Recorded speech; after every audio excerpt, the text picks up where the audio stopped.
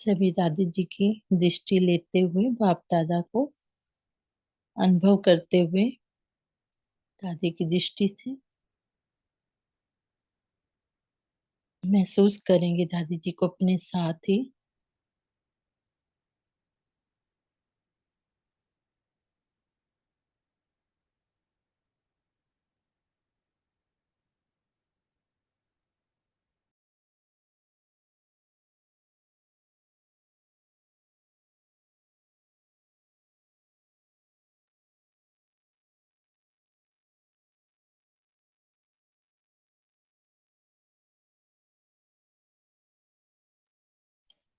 का नाम है समर्पण का दिव्य दर्पण।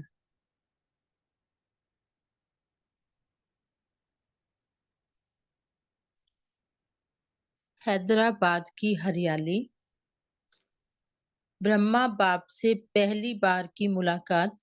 हैदराबाद 1936। दादी जी और उनके लौकिक पिताजी को हर रोज सुबह में शहर के नजदीक के बगीचे में सैर पर जाने की आदत थी। एक बार जब वो बगीचे से वापस आ रहे थे, उसी दौरान उन्होंने दादा लेखराज को उनकी तरफ आते हुए देखा।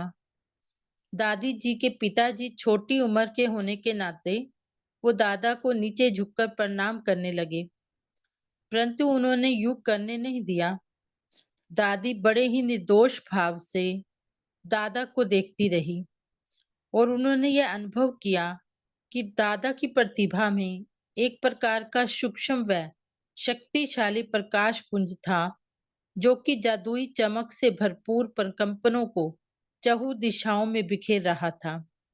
वो एक बहुत ही खूबसूरत पल था, जिसमें स्वयं दादी जी दादा के चमकते हुए ललाट से उभरते प्रकाश पुंज में खो ही गई थी। अचानक एक तीर सा निकला और उसी पल में बाबा के साथ अलौकिक प्यार का नाता जुट गया। स्वयं के लौकिक परिवार से सहज कुदरती रूप में ही निर्मोहीपन का भाव भी प्रकट हो गया। बाबा की एक दृष्टि पड़ते ही उनका लौकिक में मोह खत्म हो गया। दादी ने दिल ही दिल में जान लिया, यही मेरे सच्चे बाबा हैं, यही मेरे वास्तविक पिता हैं। इसी के अनुसार सब पुरुषार्थ हम क्या करें। दादी जी की स्वयं भगवान को ढूंढने की खोज परिपूर्ण हो गई। उस दिन जब बाबा को देखा दादी ने, तो अपने दिल में उन्होंने ये जान लिया कि मैंने उस एकमात्र सर्वोच्च परम पिता को ढूंढ लिया है। इस बेहद मूल्यवान रिश्ते को निभाने में उसी दिन से लेकर बड़ी तीव्रता से उनका ध्यान एकजुट हो गया। हम में से हर एक ने भी परम पिता को पा लेने का अनुभव किया है। अब हमारी जिम्मेवारी है कि इस जागृति को तरोताजा बनाए रखें, ताकि हम भी यह मनभावन रिश्ते को संपूर्णता निभाने में कार्यरत बने। हमें हमारे पास भी पहला कोई ना कोई ऐसा आया होगा जब हमें लगा होगा कि यही ज्ञान है, यही सच्चा ज्ञान है, हमें बाबा मिल गया ना, तो हम उसको याद करके बाबा कह रहे ये मन भावन रिश्ते को संपूर्णता निभाने में कार्यरत बने रहे। पिता अपने बच्चे के दिल की पुकार को सुनते हैं। ये ओम मंडली हैदराबाद 1936 की बात है। यज्ञ में हमेशा के लिए रहने आने के पहले दादी बाबा के ओम मंडली के सत्संग में जाती रहती थी। एक दिन दादी ओम मंडली में पहुंची और उस वक्त बाबा ड्रामा के पाठ को सिखा रहे थे। पहले ही बार पहली ही बार इस प्रकार से ये ड्रामा का पाठ पढ़ाया जा रहा था। क्लासरूम का एक साधारण सा माहौल था, जिसमें बच्चे बेंच पर बैठे हुए थे। उनके समक्ष एक मेज व कुर्सी भी रखी हुई थी। बोर्ड पर ड्रामा की साइकिल का चित्र बनाया हुआ था। इमर्ज कर सकते हैं उसको, चित्र को आप। तो वह इतना अद्भुत नजारा था, जिसमें स्वयं परम शिक्षक अपने महान बुद्धि चातुर्य की झलक दिखा रहे थे। दादी ने उस कमरे में प्रवेश किया और वो पीछे खड़ी रही थी, लेकिन दादी और बाबा के बीच आंखों ही आंखों में दिल का अद्भुत मिलन हुआ। उसी दौरान दादी के मन में एक संकल्प उठा, बाबा, मैं आपकी हूँ और मैं आपके पास आई हूँ। अब आपकी बारी है क्या पाकर मेरा स्वागत करूं? बाबा मुझे पुकारो। दूसरे ही पल बाबा ने दादी को यही कहते हुए उन्होंने पुकारा, जनक बेटा, बच्चे स्वागत हो। दिल से दिल की बातचीत का सिलसिला चलता रहा। दादी के दिल में दूसरा संकल्प उठा, बाबा बाप को यहाँ पर मेरे नजदीक आना ही है। और बस इतना ही था कि दिल की आवाज ने बाबा के दिल को छू लिया और कमरे के पिछले हिस्से की तरफ चलते हुए बाबा वहीं पर आ पहुंचे जहां पर दादी खड़ी थी। और बाबा ने दादी को बहुत बहुत प्यार से अपनी बाहों में समा लिया। वो एक बेहद ही विशेष पल था, इसको आप अनुभव कर सकते हैं। वो एक बेहद ही विशेष पल था जिसमें दादी के दिल में गहरा विश्वास और असीम श्रद्धा भाव स्वयं बाबा के प्रति प्रकट हुआ कि मैं सब पुरुषार्थ के लिए दिया है। दादी को वास्तविक रूप से कई बार यह अनुभव हुआ कि बाबा किस प्रकार उनके दिल की हर धड़कन की आवाज को सुन लेते हैं। वो कई बार महसूस करती हैं कि कुछ भी बोलने का की भी जरूरत नहीं है, जबकि बाबा तो सिर्फ एक संकल्प मात्र की दूरी पर होते हैं। और जब उनका एक पवित्र और शक्तिशाली संकल्प होता है, तो उन्हें यही निश्चय रहता है कि बाबा आकर परिपूर्ण करेंगे। यही बात हम हर एक को लागू होती है। जब हम बाबा को दिल के नजदीक रखते हैं, तो वह सिर्फ एक संकल्प मात्र की दूरी पर होते हैं। और जब हम शुद्ध व निश्चयात्मक बुद्धि से एक भी संकल्प करते हैं, तो बाबा उसका प्रति उत्तर जरूर देते हैं। आज से कोई ये नहीं कहेगा कि बाबा सुनता नहीं है, क्योंकि हमारे संकल्पों में शायद एक निश्चय और शुद्ध होने की कमी होगी। यदि बाबा ने आज बताया कि शुद्ध व निश्चयात्मक बुद्धि से एक भी संकल्प करते, तो बाबा उसका प्रति उत्तर जरूर देते हैं। तीसरा था विशाल बुद्धि। दादी का सिर जब से वो छोटी थी, तब से लेकर बहुत ही बड़ा रहा हुआ है। शारीरिक दृष्टि बिंदु से वो सुंदर बात नहीं थी। दुनियावी माहौल में ये बात को लेकर लोग काफी हद तक उनकी आलोचना किया करते थे। फिर भी दादी को सिर्फ एक ही संकल्प हमेशा रहता था, मैं जो भी हूँ, जैसी भी हूँ, मैं स्वयं भगवान की बहुत ही प्यारी बच्ची हूँ। इसलिए वह सच में एक सुंदर पल था जिसमें दादी बाबा के पास आई और बाबा ने उनके सिर पर हाथ रखा। बाबा ने उनके चेहरे को बड़े प्यार से दुलार किया और बहुत ही प्यार से कहा, मीठी बच्ची, अपने सिर का सदा ख्याल रखना। यह बहुत बड़ा है, क्योंकि आपके पास ज्ञान रत्नों से भरी हुई विशाल बुद्धि है।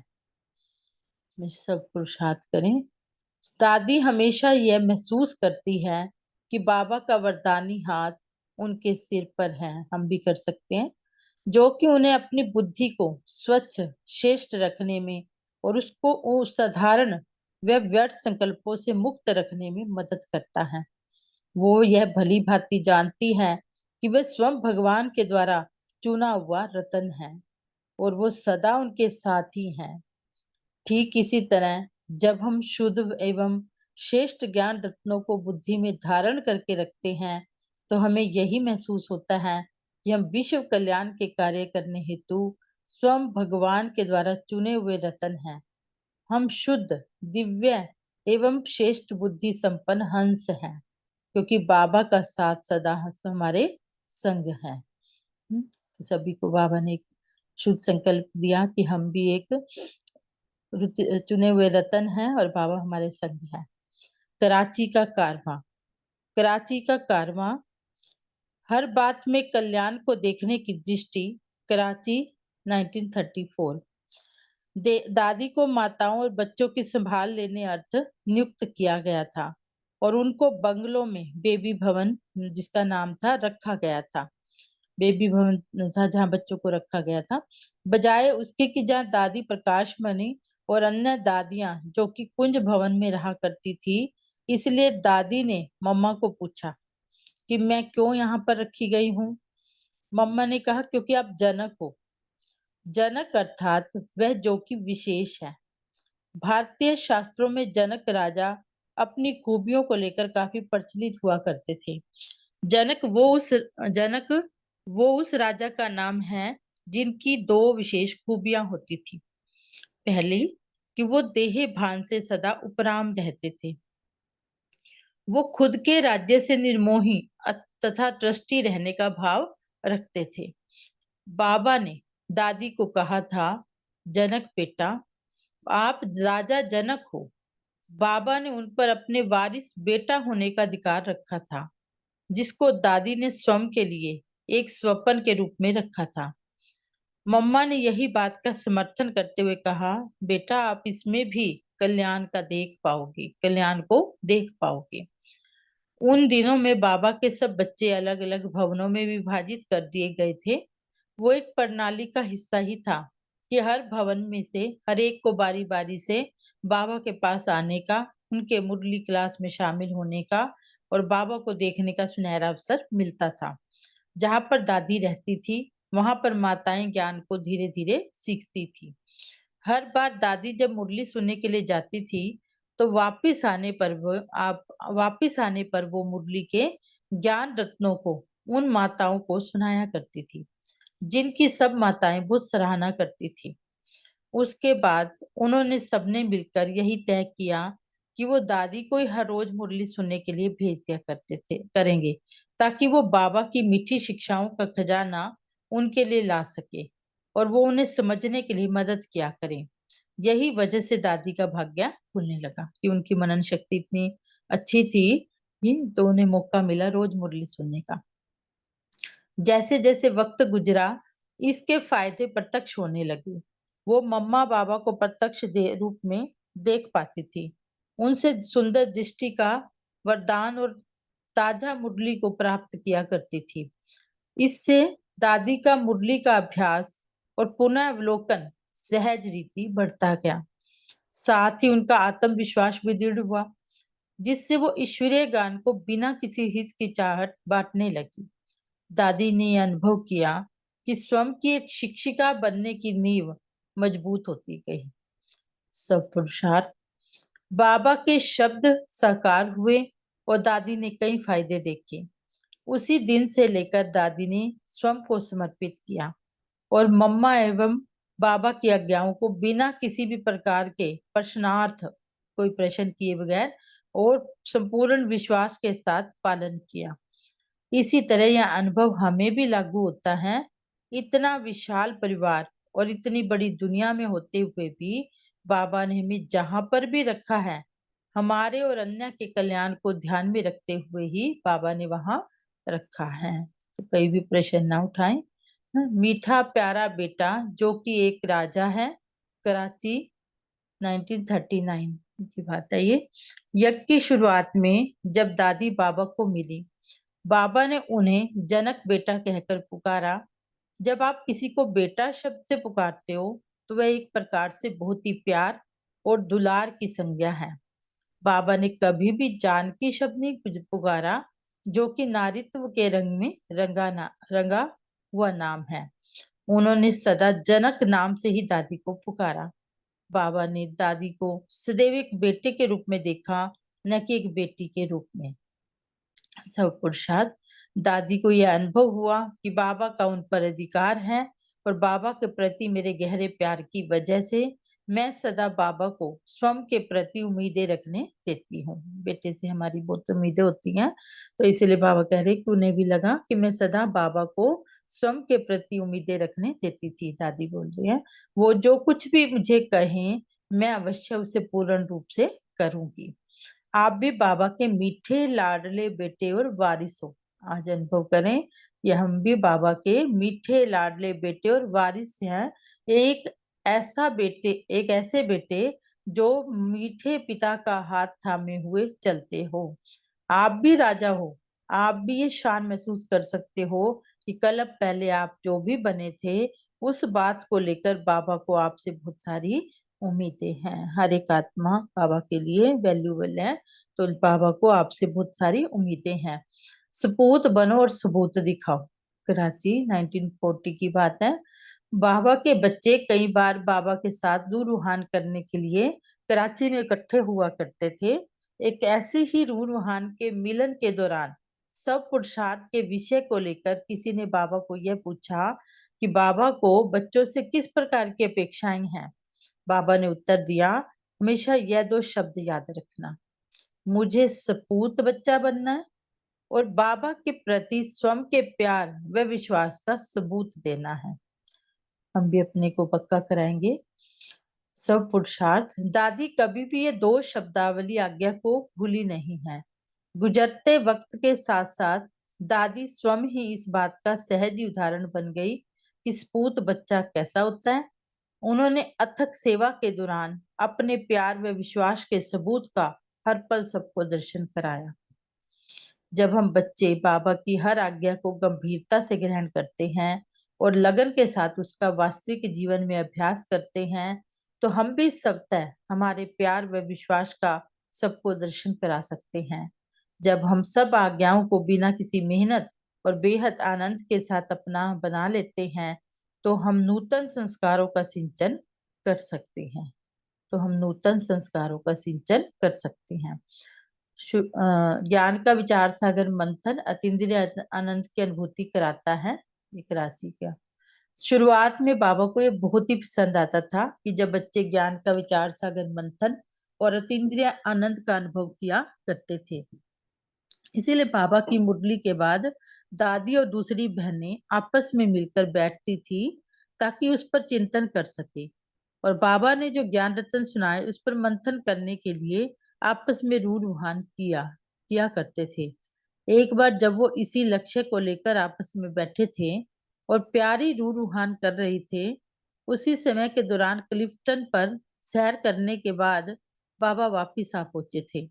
उन्होंने देखा कि किस प्रकार मुरली के अमूल्य रत्नों का विचार सागर मंथन करते हुए सभी मौज ले रहे थे। बाबा को बहुत आनंद हुआ और उन्होंने कहा, मीठे बच्चे, आओ आप अतीन्द्रिय आनंद में हो, आओ और बाबा के साथ झूला झूलो। अनुभव करें इस बात को। बाबा ने दादी का हाथ थामा और अपने साथ बिठाकर साथ में झूला झूलने का आनंद लुटाया। वो सुनहरी घड़ियां बहुत ही आनंद की भावनाओं से भरपूर थी। सब पुरुषार्थ। यही अनुभव ने दादी के दिल में इतनी गहरी छाप छोड़ दी कि जब कभी भी दादी झूला देखती है तो बाबा के साथ झूला झूलते हुए जो अतीन्द्रिय आनंद की अनुभूतियां हुई थी, वो ही घड़ियां याद आ जाती हैं। वो जानती हैं कि मुरली के महावाक्यों का मंथन करना कितना महत्वपूर्ण है और उससे किस प्रकार अतरंगी आनंद की उत्पत्ति होती है। मंथन में कितना अनुभव करते हैं और उस झूले पे भी सभी ने अनुभव किया होगा, वो भी महसूस कर सकते हैं। मुरली के महावाक्यों का विचार सागर मंथन करने का यही अनुभव हमारे साथ भी रहे। जब हम विचार सागर मंथन करते हैं तो तुरंत ही बाबा के साथ हमारी नजदीकियां बढ़ जाती हैं और यही अभ्यास हम में हल्केपन और आनंद की भावनाओं को जगाता है।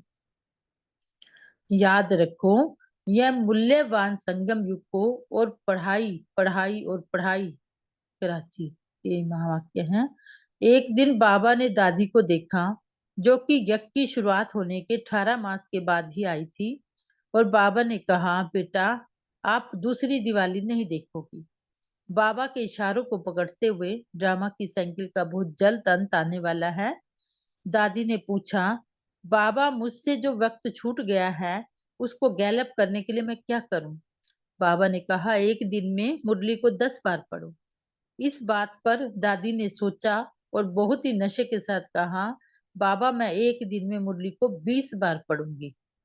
बाद में दूसरे 6 मास के दौरान दिन और रात दादी के दिल में बस यही ख्याल था, मुझे समय की रफ्तार को पकड़ना है, मुझको मेरे छूटे हुए 18 मास के समय का खजाना गैलप कर लेना है।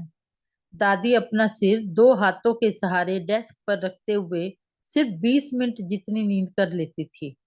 पूर्ण चंद्रमा के प्रकाश में वो मुरली का पठन, लेखन और अध्ययन के लिए बैठी रहती थी। उन दिनों में मुरली कभी कभी 20 पन्नों की भी होती थी। दादी ने उन सभी मुरलियों का अध्ययन हर शब्द को लेकर किया। दादी का लक्ष्य बिल्कुल ही स्पष्ट था।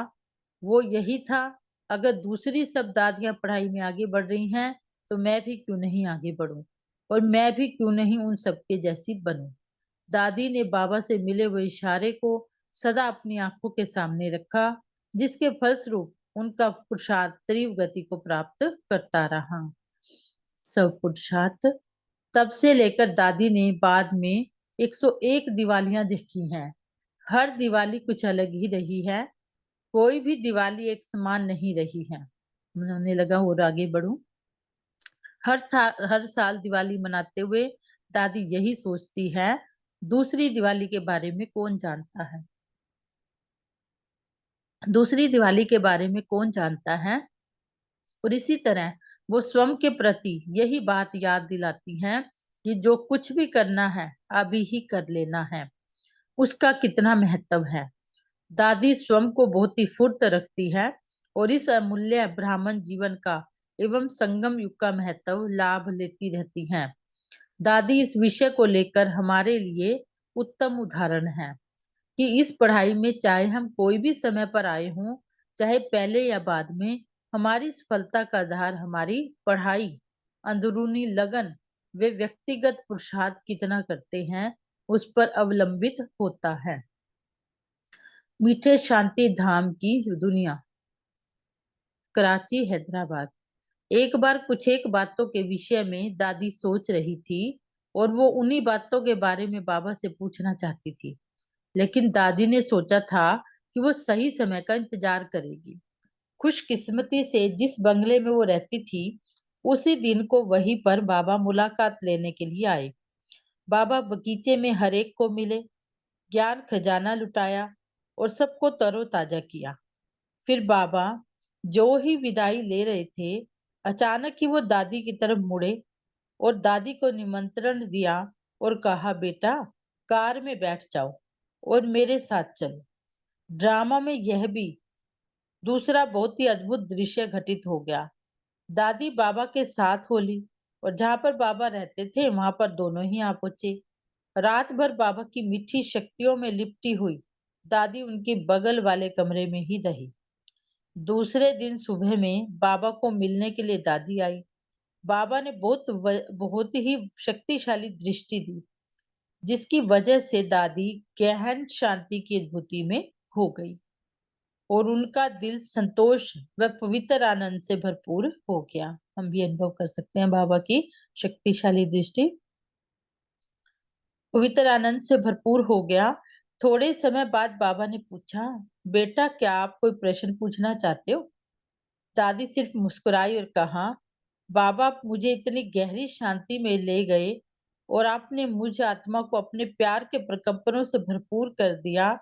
अब मेरे दिल में कैसे किसी और प्रश्नों का स्थान रह गया। बाबा ने दादी को उस दिन वरदान दिया, यही आपके साथ सदा होता रहे। जो भी आपके सामने आए वो आपसे मीठी दृष्टि पाते ही बाबा की मीठी याद से भरपूर हो जाए, ताकि उससे वो स्वयं भी भरपूर होने की अनुभूति करे एवं उनके सारे प्रश्नों का अंत आ जाए।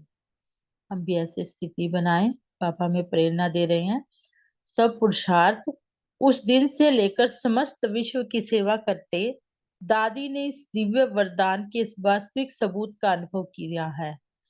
कई आत्माएं अपना अनुभव बताती हैं कि जब वो दादी के संग में होते हैं तो उन्हें आंतरिक सुकून, शांति और संतोष का अनुभव होता है और उसमें उनके सारे प्रश्न पिघल जाते हैं। यही बात हम सबको लागू होती है कि जितना ज्यादा हम गहन शांति और मीठी याद का अनुभव बढ़ाते हैं, उतना हम शांति धाम में खो जाने की अनुभूति महसूस करते हैं और हमारे सारे प्रश्न कहीं पीछे छूट जाते हैं। ज्ञान बांटने का महत्व, कुंज भवन, कराची। यज्ञ में हमेशा के लिए रहने हेतु आने के पूर्व बाबा ने दादी को यही निर्देश दिया था कि वो दिन के वक्त के दौरान संगठन में रह सकती है, परंतु बाद में घर जाकर अपने लौकिक माता पिता के साथ रात्रि घर पर बितानी है। वास्तव में ये व्यवस्था कुछ समय के लिए ही थी, फिर भी दादी ने स्वयं की आत्मा और दिल को सिर्फ यज्ञ एवं यज्ञ की सेवा के लिए ही मशगूल रखा था। सारा दिन यज्ञ में बिताना, विभिन्न प्रकार के सेवा कार्यों में मदद करना, इन सब की वजह से दादी हर एक की नजदीकी मित्र बन गई और सबका दिल जीत लिया। हर रोज शाम के वक्त अपने लौकिक घर वापस जाते समय दादी अपने साथ सिलाई काम या कोई दूसरा काम ले जाती थी और घर पर ही यज्ञ सेवा ही करती रहती थी। लौकिक घर में वापस जाने पर विशेष रीति से एक महत्वपूर्ण सेवा करती रहती थी। वो यही थी कि वह अपने इर्द गिर्द के पड़ोस में रहने वाले कुछ एक आत्माओं को बाबा के ज्ञान रत्न सुनाया करती थी। सरल रीति से गहन ज्ञान रत्नों को सुनाने के दादी के तरीके को लेकर वो सभी बहुत ही प्रभावित हुए थे। आखिरकार यह सेवा का समाचार बाबा को पहुंच ही गया। कुछ एक दिनों बाद मुरली सुनाने के पश्चात बाबा अपनी संदली पर बैठे हुए थे। बेहद मीठी नजरों से दादी को निहारते हुए बाबा ने बड़े ही प्यार से पूछा, बेटा आज जो ज्ञान रतन बाबा ने सुनाए, क्या आप उसको दोहरा सकते हो? दादी ने हौले से सिर हिलाया और एक सेकंड की भी हिचकिचाहट के बिना उन ज्ञान तत्वों के ऊपर बोलना शुरू कर दिया। बाबा के सामने दादी ने अनुभव किया कि वो उस ज्ञान रत्नों को बहुत ही सुंदर तरीके से पेश कर रही हैं। उनकी बाबा की भावनाओं के साथ और बाबा के वही शब्दों को उन्हीं की तरह, और ये सारा किस्सा उन सभी विशेष घड़ियों में से एक और यादगार बन गया। सब पुरुषार्थ तब से लेकर ज्ञान रत्नों को बांटने में या उन्हें सुनाने के लिए दादी स्वयं को बिल्कुल ही निडर महसूस करती है, यही जानते हुए कि बाबा ने जो समझाया है उसको ही गहराई से महसूस करते हुए, उन इनके इरादों को बरकरार रखते हुए और बाबा के संग में रहते हुए ज्ञान दान करने से ज्ञान बहुत ही शक्तिशाली और स्पष्ट हो जाता है।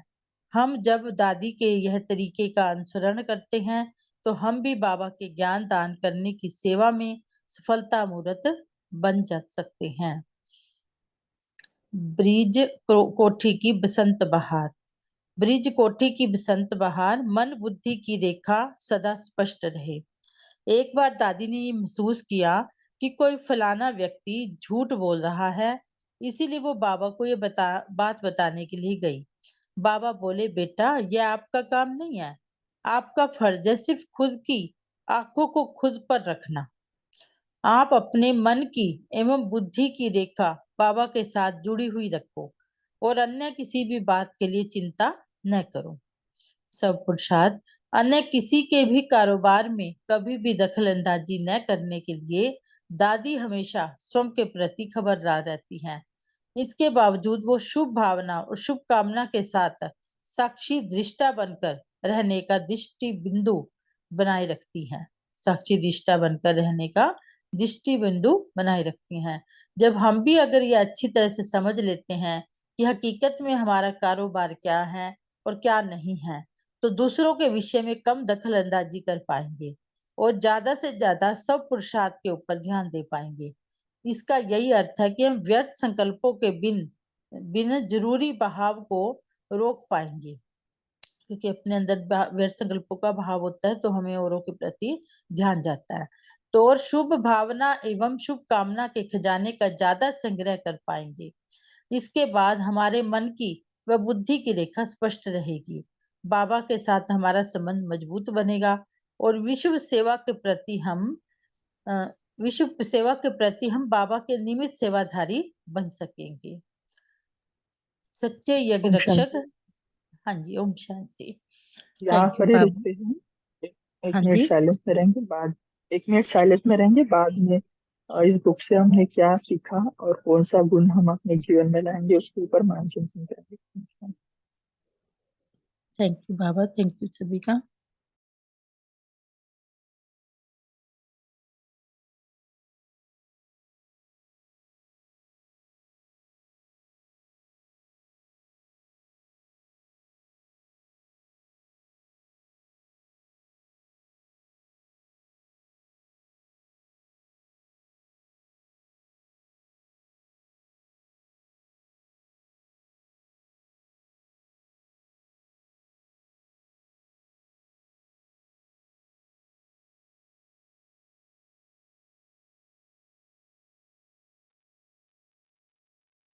ओम शांति। सभी हैंड रेस करके वन बाय वन अपना मनोचिंतन शेयर कर सकते हैं।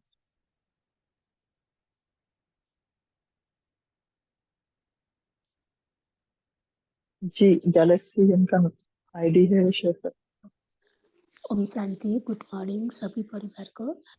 बाबा ने आज जानकी दादी के बारे में मुरली चलाई है। जानकी दादी इतनी शांत थी, उनके आगे जो भी आत्मा जाती है उनकी दृष्टि पड़ते ही वो भी शांत स्वरूप में स्थित हो जाती थी। ओम शांति। ओम शांति ये बुक है दादी जानकी के जीवन का। तो इनमें से हम अपने जीवन में कौन से गुण ले सकते हैं वो भी हम शेयर कर सकते हैं। जी रविदीप बहन आप शेयर कर। ओम शांति। Good morning. तो मुझे जो बातें अपने जीवन में लानी है, तो पहला तो विचार सागर मंथन करना। मुरली पढ़ के उसके पॉइंट्स का अपने मन बुद्धि में मंथन करते रहने से अति इंद्रिय सुख के झूले का अनुभव होता है, हल्केपन का अनुभव होता है। फिर दूसरी बात, उन ज्ञान रत्नों को बांटना, दूसरों को भी परमात्मा के महावाक्यों से उनका भी भगवान से जोड़ करना। और मन बुद्धि की रेखा जो है सदा बाबा के साथ ही लगी रहे, दूसरे के कारोबार को नहीं देखना, दूसरे के कर्तव्य को नहीं देखना, कोई उसकी कमी को नहीं देखना, वरना व्यर्थ संकल्प चलने शुरू हो जाते हैं।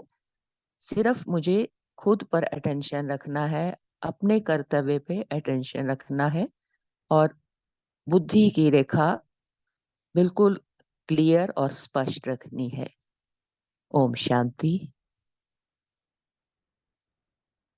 जी बहुत अच्छा। ऐसे हम एक एक गुण ले सकते हैं। जी रीमा बहन आप शेयर कर।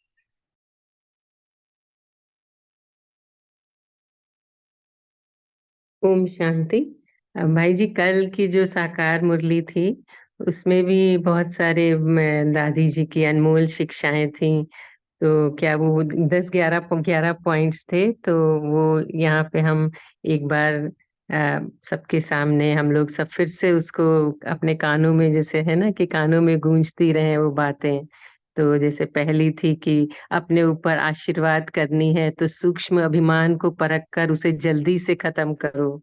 दूसरा, अपनी अवस्था को ऐसा अचल अडोल बना लो तो समय संकल्प जरा भी व्यर्थ ना जाए। और तीसरा था कि दुनिया के दुख दर्द दूर करने के लिए इनोसेंट और मीठे बनो, माँ समान पालना दो। फिर चौथा पॉइंट है कि अधिक सोचने, बोलने और चिंता करने से शक्ति खर्च होती है। साइलेंस में रहो तो शक्ति जमा होगी। पांचवा है, पर चिंतन व नफरत की निगाह को खत्म कर स्वचिंतन और प्रभु चिंतन करो। छठा है, खुश नसीब व ब्लिसफुल रहना है तो बाबा की ब्लेसिंग लेते चलो। सातवां है, किसी की गलती चित्त पर ना हो, चित्त साफ रखो तो चैन से रहेंगे। फिर आठवां पॉइंट है, तपस्वी बनने के लिए त्यागी बनो, जरा भी इच्छा व आसक्ति ना हो। नवा है, अपनी स्थिति ऊंची बनानी है तो याद में रहने का गुप्त अभ्यास करते रहो, साधारण बोलने व सुनने की आदत ना हो। 10वां पॉइंट है, अपनी सतोगुणी दृष्टि वृत्ति द्वारा आपस में सतोगुणी व्यवहार से अपनी संपूर्णता को समीप लाओ। 11वां पॉइंट है, अंतर्मुखी बन जाओ तो आठों ही शक्तियां सखी के रूप में साथी और सहयोगी बन जाएंगी। तो ये बहुत ही सुंदर बाबा की, जो मीठी प्यारी दादी की, हमारी हम सब की दादी की बहुत अच्छी अपने आप को हमें धारण करने के पॉइंट्स हैं। तो जैसे दादी थोड़ा सा लेट आई जरा सा, तो उसमें दादी ने दिन रात एक कर दिया अपने लक्ष्य को आगे बढ़ा देखते हुए, और दुगनी तिगनी मेहनत कर दी सदा बाबा को याद रखते हुए। तो हम भी गैलअप करें दादी की तरह। बहुत अच्छा। ओम शांति। ओम शांति बुक का नाम समर्पण का दिव्य दर्पण है, जो दोनों ग्रुप में हमने पोस्ट कर दिया है, आप वहां से ले सकते हैं। जी नमिता बहन आप शेयर कर सकते हैं। ओम शांति भाई जी। अम, दादी जी का जीवन कहानी से मुझे लगा कि दादी जी ने स्वयं को संपूर्ण समर्पित करते थे, तो हमको भी ऐसे बाबा को संपूर्ण तन मन से समर्पण करना है। तो बाबा हमारा साथ अनुभव, बाबा को हम साथ अनुभव करेंगे।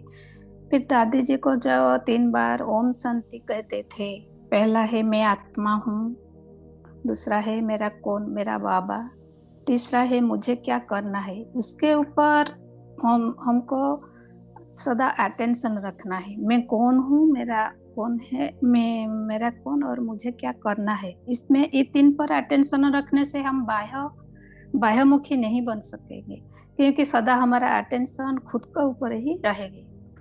फिर दादी जी का कहानी से फिर जानने के लिए मिला कि बाबा के संग में रहते हुए ज्ञान रत्नों को ग्रहण कर दान करने से बहुत निमित्त सेवाधारी भी हम बन सकेंगे, जैसे दादी जी के जीवन में होता था। तो बाबा कहते हैं हमेशा 2 बात पर अटेंशन रखना है, मुझे सपूत बच्चा बनना है और सबूत बन दिखाना है। उसको भी दादी जी ने बहुत अच्छी तरह निभा के दिखाते हैं। ऐसे कुछ पॉइंट से मुझे याद आया। ओम शांति। जी बहुत अच्छा। कविता बहन आप शेयर कर सकते हैं।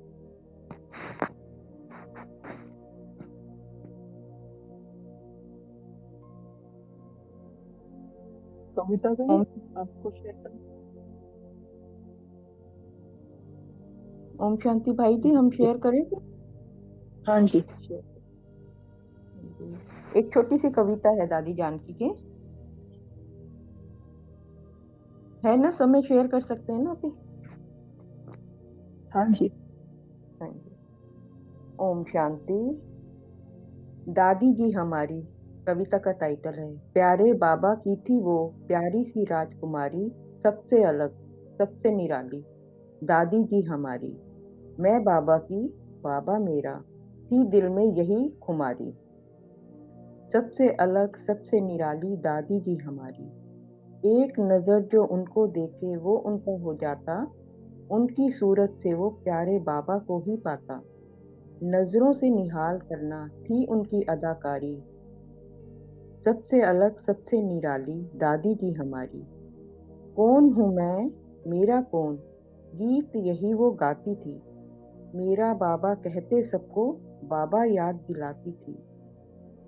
सादगी पे उनकी शीश झुकाए दुनिया सारी। सबसे अलग सबसे निराली दादी जी हमारी। रूहानियत और मधुरता की दिव्य अलौकिक मूरत थी। नैनों में था नूर निराला, प्यारी सी उनकी सूरत थी।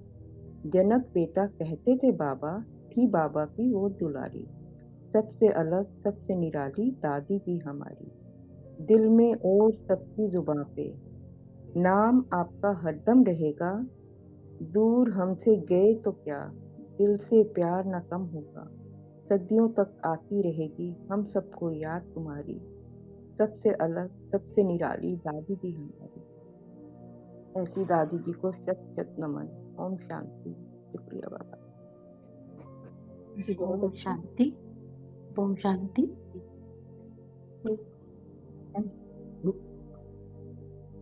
ये 2 शब्द दिल में बैठे हैं कि जब हम बच्चे बाबा की हर आज्ञा को गंभीरता से ग्रहण करते हैं और लगन के साथ उसका वास्तविक जीवन में अभ्यास करते हैं, तो हम भी स्वतः हमारे प्यार एवं विश्वास का सबको दर्शन करा सकते हैं। जब हम सब आज्ञाओं को बिना किसी मेहनत और बेहद आनंद के साथ अपना बना लेते हैं, तो हम नूतन संस्कारों का सिंचन कर सकते हैं। ओम शांति। ये धारणा कर सकते हैं। ओम शांति। जी बहुत अच्छा। जी आशा बहन आप शेयर कर सकते हैं। ओम शांति।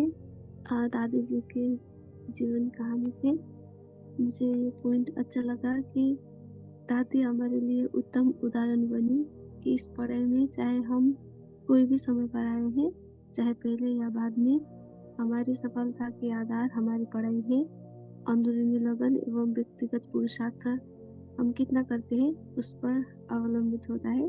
ये पॉइंट अच्छा लगा। और दादी को अनुभव हुआ था एक बार कि बाबा दादी की हर धड़कन की आवाज सुन लेते हैं। तो हमें भी जब हम शुद्ध एवं निश्चयात्मक बुद्धि से एक भी संकल्प करते हैं तो बाबा हमारे उत्तर देते हैं। ये पॉइंट भी अच्छा लगा। ओम शांति। जी बहुत अच्छा। अंजना मैम आप शेयर कर सकते ओम शांति दीदी सबको। हमें भी दादी की तरह मतलब सबके प्रति शुभ भावना शुभ कामना रखनी चाहिए। कोई भी पर चिंतन नहीं करना चाहिए। कभी भी किसी की चर्चा चुगली की तरफ ना ध्यान देके बाबा के अपने खुद के पुरुषार्थ की तरफ ध्यान देना चाहिए। और यही है कि जब हमारे शुद्ध संकल्प हो गए तो हमारी जो भी सोच है वो बाबा के पास तक अवश्य ही पहुंचेगी। बाबा हमारी अवश्य ही मदद करेंगे। ओम शांति। हैं। जी बहुत अच्छा। ओम शांति भाई जी। जी हमने बहन। संकल्प किया है कि उनकी जैसी दृढ़ता अपने में लानी है, दृढ़ संकल्प अपने में धारण करने हैं। ओम शांति। जी कविता मैम आप शेयर कर सकते हैं। ओम शांति भाई जी। आवाज क्लियर है भाई जी? हाँ जी। जी। तो दादी से हम ये प्रेरणा लेते हैं क्योंकि दादी ने जिस तरह से वो सारी जो बहनें उनके साथ में जो थी उन्होंने बहुत ही पुरुषार्थ कर लिया था। और जब उनको लगा कि मुझे भी उनसे जैसे ये बनी है मुझे भी आगे बढ़ना है, मैं भी लेट आई हूँ, तो हम बच्चों को ये प्रेरणा मिलती है अभी कि हम बच्चे भी लेट आए हैं। तो जिस तरह से दादी ने दृढ़ता पूर्वक जो बाबा ने कहा कि 12 वारी आप मुरली पढ़ो, तो 12 वारी तो हम अभी उतना टाइम निकाल सकते हैं या नहीं ये भी हमें संकल्प नहीं करना चाहिए। हम भी उसी दृढ़ता पूर्वक उसी निश्चय से, क्योंकि बाबा ने कहा है तो ज़रूर हम कर सकते हैं, तो इसी निश्चय और दृढ़ता से मुरली पढ़ना और उसका विचार सागर मंथन करना, क्योंकि अतीन्द्रिय सुख के झूले में अभी हम संगम युग पे ही झूल सकते हैं। तो इस समय का संगम का आनंद और बाबा की मुरली का आनंद, मुरली को पढ़ना, विचार सागर मंथन करना और हमारी दृष्टि जो है कभी किसी के अवगुणों पर ना जाए, स्वयं पर ही अटेंशन रखें। और जितना दादी अंतर्मुखी रहती थी हमें भी उतना ही अंतर्मुखी होके रहना है। तो हमारी दृष्टि कहीं और भी नहीं जाएगी, सदा बाप के महावाक्यों पे, बाबा की जो ज्ञान के पॉइंट्स है उसी पर ही हमारा पूरा जैसे बुद्धि योग, जैसे बाबा और मुरली, बस उसी में व्यस्त हो जाएंगे। ओम शांति। जी गौरव भाई जी आप शेयर कर सकते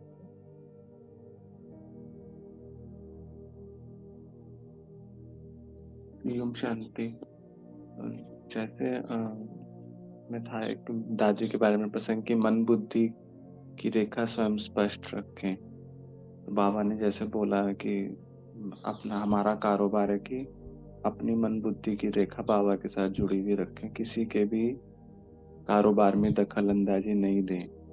हमें अपने ऊपर स्वपुरुषार्थ करना है और साक्षी दृष्टा होकर सब चीज देखनी है, जिससे फिर मतलब इसी प्रसंग में दादी ने बोला कि उससे हमारे मन में व्यर्थ संकल्प नहीं चलेंगे और औरों के प्रति शुभ भावना और शुभकामना रहेगी। जी, तो हमारा कार्य है कि अपने ऊपर स्व पुरुषार्थ रखें, औरों के कारोबार में दखलंदाजी ना करें।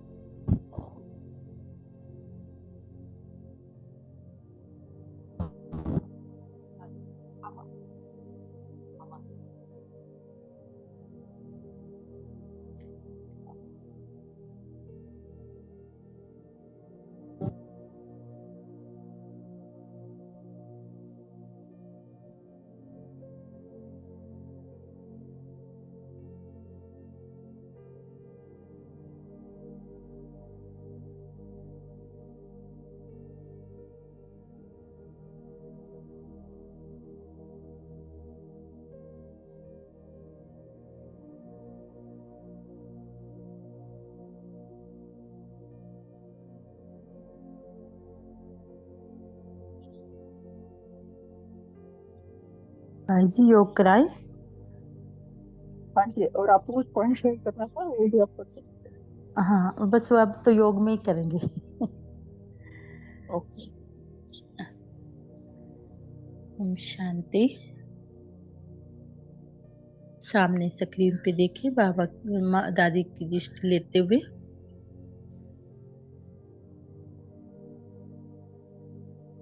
सूक्ष्म वतन में महसूस करें अपने को बाप दादा के साथ। देखिए बाप दादा ने आज दादी को भी मर्ज किया अपने साथ और हम सब बाबा के बच्चे सामने। दादी बड़े प्यार से दृष्टि दे रही हैं।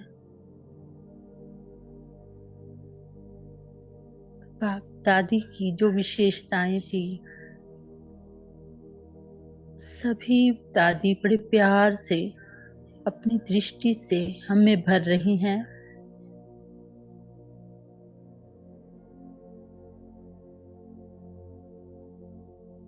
और मैं दादी को अपना अनुभव सुना रही हूँ कि दादी आपके बारे में पढ़ते पढ़ते वो सारे अनुभव समक्ष इमर्ज हो गए। जब आप शुरू में आए, जब वो पढ़ा तो हमारा भी पहली बार जब आना हुआ तो वो सामने एकदम स्मृति में आ गया कि जब पहली बार प्रदर्शनी में गए और आप बाबा के बारे में जाना तो उस दिन दिल में पक्का कर लिया कि बस बाबा मिल गया। समझ आ गया भगवान है तो शिव परमात्मा ही है। तो वो भी दिन याद आ गया।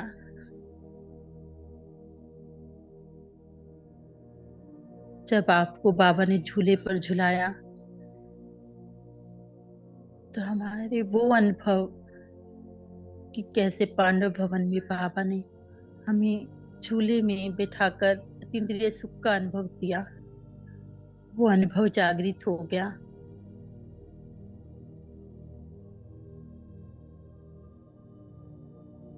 और जब वो पढ़ा कि आपने सबूत दिया सपूत बच्चा बनने का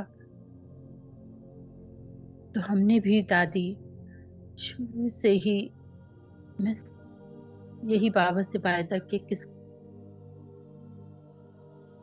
सपूत बनकर दिखाएंगे, सपूत बने रहे। इसलिए कोई भी सेवा का मौका मिलता है तो यही एक अंदर रहता है कि सपूत बनना है, सपूत बनने का सबूत देना है। हमारी बातें सुनकर दादी मुस्कुरा रही हैं, बड़े प्यार से अपना वरदानी हाथ हमारे सिर पर रख रही हैं। दादी की पावरफुल दृष्टि जिसमें बाप दादा का प्यार समाया हुआ है।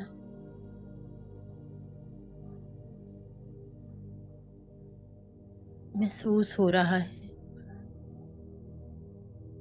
बाप दादी ने अपने गले से लगा लिया। महसूस करें उस प्यार को, दादी के स्नेह को।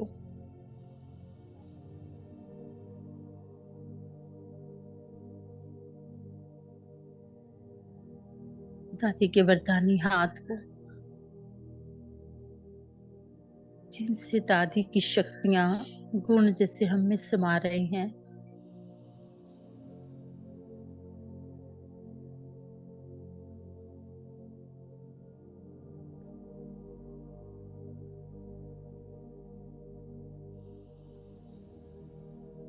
दादी की शक्तियों को अपने में समाते हुए दिल से बाप दादा का भी शुक्रिया करते हुए, कितनी प्यारी दादियां जिनकी पालना हमें अब तक भी मिल रही है, हमें सजा रही हैं, वो श्रृंगार कर रही हैं, हमें सिखा रही हैं कि तुम्हें भी अब ऐसा ही बनना है। शुक्रिया मेरे बाबा, शुक्रिया शुक्रिया दादी। नीचे आ जाएं इसी शक्ति और इसी प्यार को लेकर अपनी देह में। Thank you Baba, thank you आप सभी का।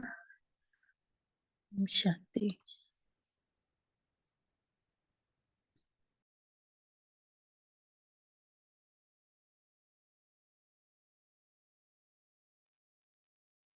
ओम शांति। ममता बहन, आप सभी का भी कॉल में जुड़ने के लिए बहुत बहुत धन्यवाद। ओम शांति। कितना ओम शांति। शुक्रिया बाबा। ओम शांति। शुक्रिया बाबा, शुक्रिया सभी बहन ओम भाइयों का। शांति।